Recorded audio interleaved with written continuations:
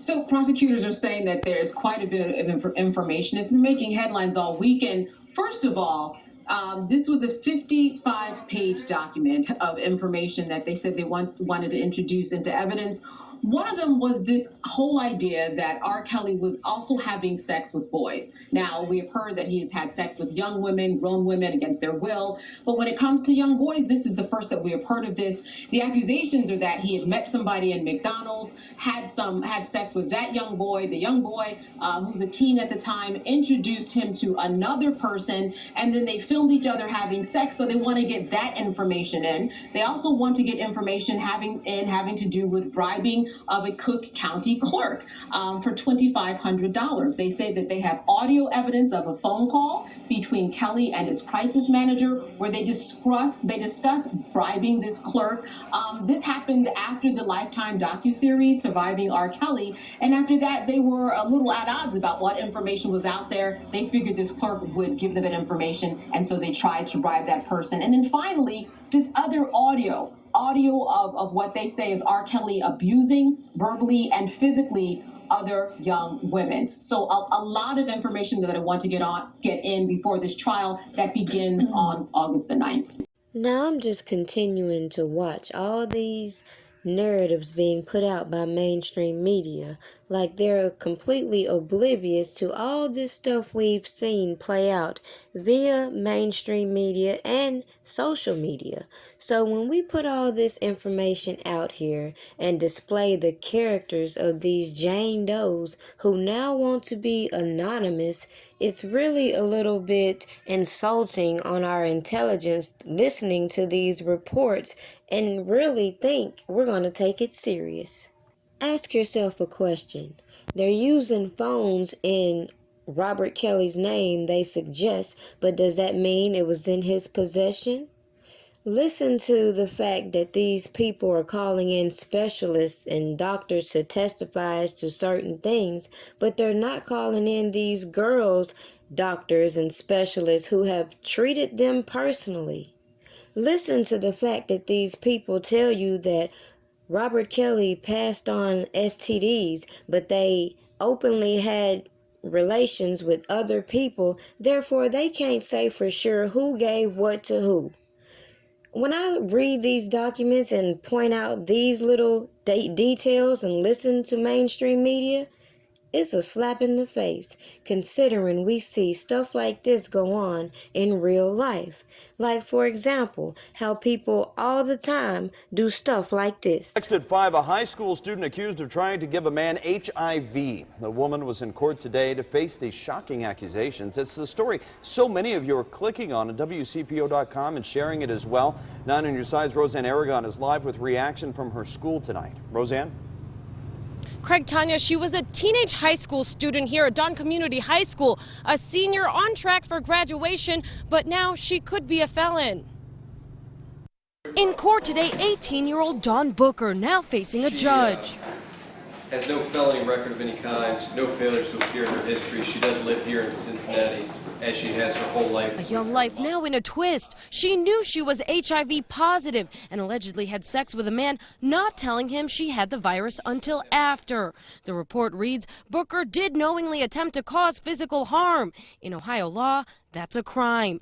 Anyone HIV positive must disclose that information before having sex.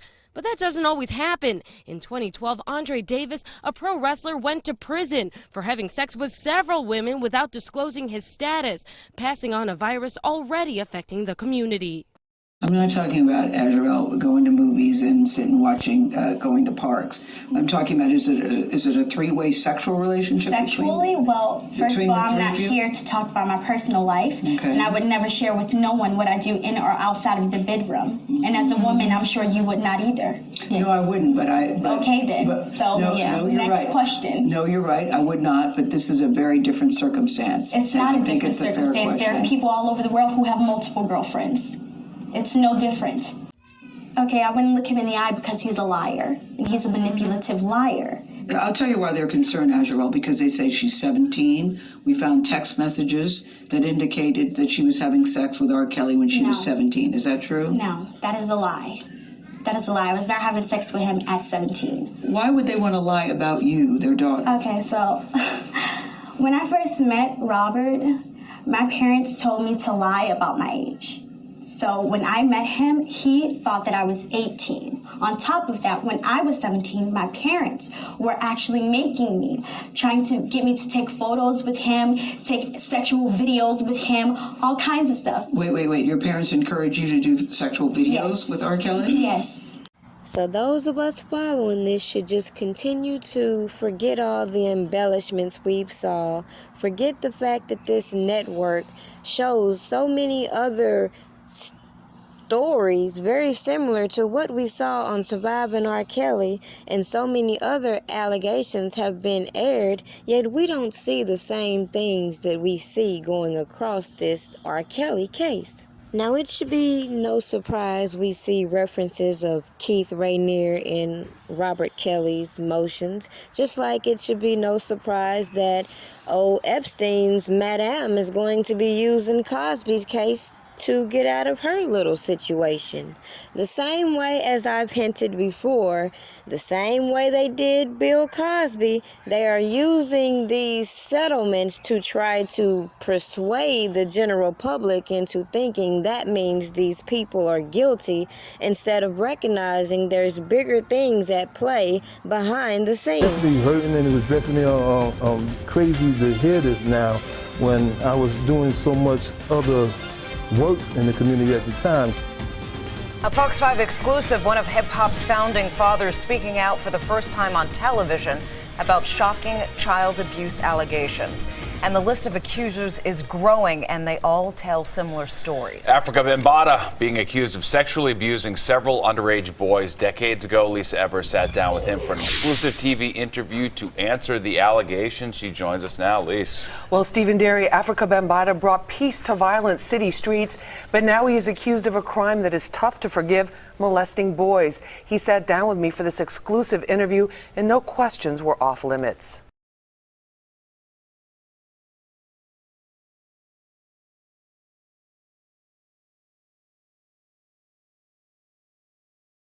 Sorry for you. No. Don't say nothing to me. Don't say nothing to me. Do not say anything to me. Joy is in jail for assault. So I feel so sorry for the both of you. Don't say anything other to me. I feel bad for you. I know, yes, you do. You knew I was coming up here to get Joy, and you lied to her. Yep. I'm sorry for you. I'm sorry for you, Bear. I'm sorry for you. I am so sorry for you. Oh, it's Bear. It's done. It's done, Bear. It's done. It's over. It's over. You may not even make it to trial. I'm so sorry for you. Tantalizing moments with V is that versus some of the other girls, the amount of time V stayed in the relationship she had. Still, one thing you got to keep in mind though with him, everybody, although a lot of the treatment was what it was, but there were still different relationships and reasons why certain people interact with him. You know what I can't stand? I can't stand no nigga that been knowing your ass since you was a shorty. No, you ignorant as fuck. No, you get dumbass petty. No, you get out your fucking body. No, you don't handle your liquor quite well. No, that you get real fucking ignorant. And after hours, you get real unladylike, and the nigga gonna disrespect you in front of everybody, nigga. And they looking at you, and they looking at me, and you want me to embarrass you, bitch. Don't you ever disrespect me in your life, nigga. Can't never fucking do nothing fake, you faggot. Go get locked up. Now you think you got some prison balls? You can suck your own prison balls like you was sucking prison balls when you was in prison, bitch. What happens when unstable women are given platforms to refurbish these embellished stories about past events, and then all of their disgruntlements come on public platform, and all these allegations become criminalized right before your eyes? One thing to remember about all these accusers in this case against R. Kelly, A great majority of them have already given their testimonies via mainstream media or other blog sites. So it's kind of hard to take serious these new motions that want to keep them so anonymous and shield them from certain questions, when the question remains, is it abuse when women decide to consent to certain types of relationships and then have regret in the future tense? Is it okay to manipulate facts, including your age, to make an action criminalized?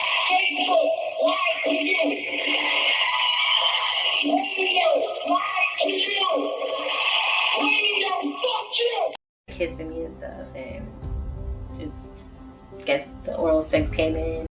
Imagine calling yourself the ride or die and finding out, among other things, your significant other is dealing with somebody like this, allegedly, and no offense. I know Rob, our last conversation that I had with him in Chicago, he inspired me and told me, Bear, just do what you want to do, what makes you happy. Ain't it funny how all these people seem to be quite the actresses, or so they think. Like father, like daughter, I guess. He told me to continue to pursue my dreams, pursue whatever I want to pursue, and that's really all that I would be able to do. Shoot, that's funny, with all the people that done spoke for her and all that we've seen put on public platforms. That ain't what the prosecutor trying to put before the judge. Don't blame me when the shooting don't stop, when kids are not obeying their parents, or when kids are listening to rap music or R&B music or sexual music that I put out or whatever. Blame the parents. Now, of course, we know this means that any parent should take all accountability in the upbringing of their children.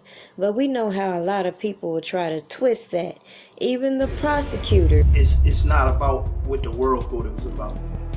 It was about me getting relationships with my daughter. Don't paint no picture. Like, I have not talked to you guys in over a year because I would call you guys 4 or 5 months at a time. So to believe something like that, so extreme, so bizarre, so outrageous, I just couldn't even fathom my parents believing something as bizarre as that. What happens when people consent to a relationship with multiple people and then other outsiders come in and convince that person she's brainwashed or being manipulated? It's quite interesting. The very thing that has led to these parents' so-called concern is being widely popularized nowadays, and more of these polygamous relationships are popping up. And it's funny the way certain relationships have been demonized while some are celebrated. Take a look at this clip and I'll be right back. So tell, I mean, without, we all know what's going on. We all know what's going on. No. We know what's going on. Right? This is a real, because we have to have a real conversation. Yeah, that's what. And so this is a real conversation, and you are a part of this, I guess. How did you guys meet each other? We met at a concert actually in South Carolina. Okay. Damn, killing them goddamn concerts. That's most artists, though, bro. But it wasn't, it was not even, I went with my mom on some just random, but she didn't have any connections to anything. Right. We just had all access passes and that was it. Yeah, that's where I met him. Yeah. So how long did you guys date? For like 3.5 years. Wow. Speak up, but push the mic a little bit. For like 3.5 years. Okay. And so, with what's going on right now with him, were you aware of like all the other things that were going on as far as dating him? I feel like there's a lot of untrue things that I can't be aware of because it's something that a lot of things that I hear or stuff like that I've never. You didn't experience those things. So I can't I can't comment on that. So how was your relationship with R. Kelly? I mean, it was cool. I mean, it was different because, you know, he's of who he is and, you know, but, a lot of, you know, it's ups and downs of like just any other relationship. Yeah. So but you know, him being who he is, you know, it puts him in more eyes and more opinions and more, you know, crazy stuff that comes with it. So, Absolutely. you know, but like I said, it's, you know, there's ups and downs just like any other relationship. Okay. And was the age difference something weird for you? Because I don't even know how old R. Kelly is. Not even really, because a lot of people think it's weird. Okay, cool, but it's like people are different, and I don't think age is anything like I said. Nothing but a number. Right, age is nothing but a number. For real. Because some people are younger at heart. Like I have an old soul. Like I love, you know, like old school music. Like my mom, I grew up on a lot of that stuff. So I feel like I can connect. I connect with older people. I feel like more than people my age. Like I hang out with older people. I date older. I just connect more. It's just naturally, yeah. Yeah, I get it. Wow. It's not that I choose it. It's just What chooses you? right. Absolutely. So then, when did you guys stop that? You said 3 years. So what ended you guys' relationship? Because was he here in Atlanta? I guess you guys were living She here. said they met in Carolina. But I mean, I know he lived in Atlanta for. Okay. Back and forth. Okay. And then what brought it to an end? Was it just like natural? Just naturally, you know, I wanted to grow and, you know, focus on myself. Of course. You know, accomplish my dreams and things that I had set for myself, and, you know, living that lifestyle and being with somebody like that, it's like you kind of lose yourself and forget the things that you want to accomplish. So I wanted to really focus on myself and, you know, just get it together. So were you allowed to be independent? Because from what we hear, the women that date R. Kelly, they don't have a lot of independence. Yeah. So you I wouldn't say fully, but Well, what do you mean by not fully? Well, something that I don't care to go in depth of the whole, you know, the relationship, but you know, I got to do a lot of what I wanted to do and live, you know, a cool life. But, you know, like I said, it was a different relationship. It's not like your average, especially, you know, him being who he is, and it's just a lot that comes with it. And a lot of, you got to move certain ways, and, you know. No, I can understand that. Yeah. I can understand dating a celebrity. And you can get lost, like I said, in yourself, and then, you know, forget the things that you have set, the goals you have set, like all of that. So but it looks like you've grown from that relationship. I've definitely grown. Like I said, I don't have any regrets on anything I've ever done in life. I am grateful for the lessons I've learned. You know, if anything, I feel like I've learned so much, and, you know, from that relationship or anything that I've, you know, experienced. So I've definitely grown. I mean, you got a lot of time. I mean, you started a business at 23. And obviously, I mean, I can imagine, you know, that'll be successful. You have a long time to even learn that business and do that. Right. But we're glad though that, you know, at least it's something that you can say, all right, I've loved, I've learned, and I moved on. So as I have asked many times before, where is this cult that R. Kelly allegedly has? Most people refer to his girlfriends as a harem as they would have referred to Hugh Hefner, for example. But as I mentioned earlier in the video, they view certain people's polygamous relationships in one way and glorify other people's. Like, think about all those 17 and counting type shows, all those 5 wives, sister wives shows we've seen.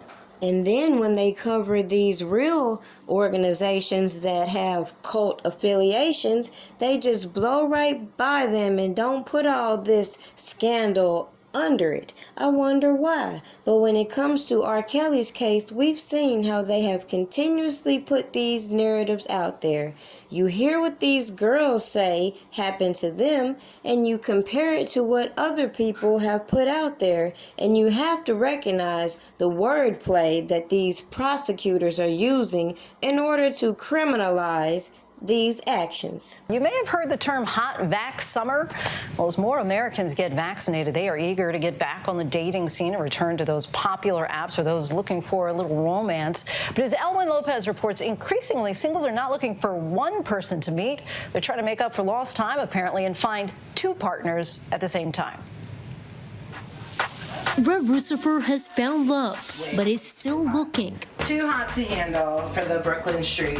Scrolling through dating apps. 25, too young. They pretty much open to anything. In search of a second match to add to her existing one. I'm looking for Saturday night orgies and white picket fences.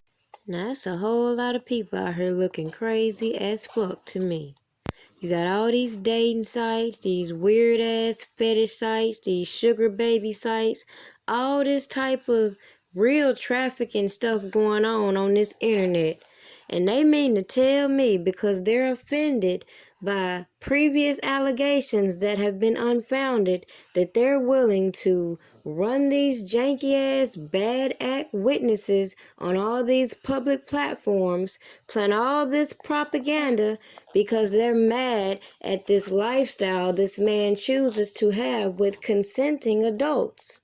And make no mistake, as I've said before, this is not a race issue, it's a political issue, and it's all about the money. So to think that it only applies to black men, let's be clear, it's all about the money. And as soon as people start recognizing that there's a target on certain individuals' back, like for example, some of these polygamists follow the Muslim faith. And if you recognize, some of these so-called accusers have the same faith. So as I have hinted before, some of these people have no problem telling you the stories of how they were abused by their family members. Put two and two together, it might not be hard to believe there's some abuse that all these people have in common because of the religious beliefs they share.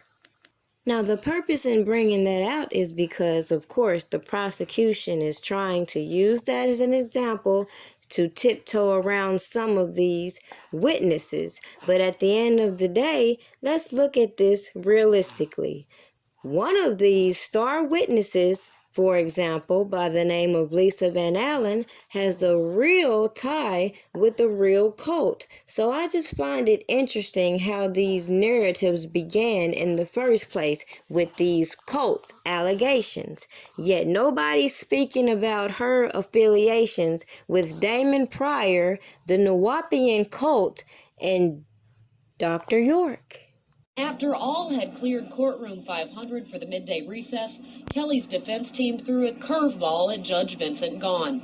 They claimed to be able to produce a witness who could discredit the testimony that was expected later in the day from an Atlanta woman who said she engaged in a three-way sexual encounter with both the defendant and the alleged victim in the case. Though the defense has fought her appearance for weeks now, all seemed clear for her to take the stand until this 11th hour move. For more info on that subject, make sure you go check out my Lisa Van Allen playlist. You can also search yourself Dr. Malachi Z. York and see how his protege, Damon Pryor, whom is Lisa Van Allen's baby daddy, took on his role, and how Lisa Van Allen had a baby by this guy, went back to Robert Kelly, but she is such a victim. Facts like this should have been uncovered long time ago, instead of continuing to let these people get on public platform, spin this victim narrative, all because they're living in a moment of regret where they feel empowered to be a victim or a survivor instead of realizing accountability in all the decisions they've made. What are your thoughts as to how mainstream media is shifting this whole storyline for polygamist relationships and how they're making it oh so common, especially considering how they've over-sexualized all these people? What do you think about seeing all these photos that we know are photoshopped, all this evidence being strewn across the internet, and all these people continuously believing these narratives being put out about Robert Kelly. Make sure you like this video, share it, subscribe if you haven't already. Jump in the comments, because this is an interesting topic. We have yet to see this so-called cult of R. Kelly's, but if you just do a little Google search, you will see so many other cults that they could have swooped down on instead of facilitating these stupid-ass narratives as though this man's sole purpose in a 30-year music career is to recruit girls, when these people clearly tell you contradicting statements as to how they introduce these individuals to him on their own accord. Drop your comments below. Don't forget to like.